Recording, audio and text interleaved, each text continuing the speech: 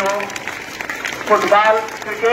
Football association Uttar Pradesh के उपाध्यक्ष, हम लोगों के अभिभावक और साथ ही जीएन राय जी जो स्मैक परिवार के व्यवस्थापक हैं, राजन शुक्ला जी सदस्य जिला पंचायत प्रतिनिधि, इन तीनों की उपस्थिति हम लोगों के बीच में हो गई है। सेंट जोसेफ परिवार की तरफ से मैं बार बार स्वागत और अभिनंदन करता हूं और निश्चित रूप से इसी स्वागत के क्रम में आपकी तालियां ये बज रही हैं।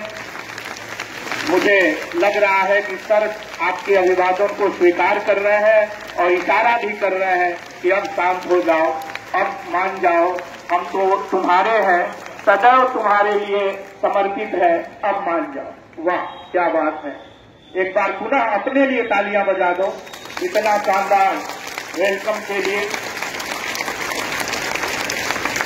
बहुत बहुत धन्यवाद आपके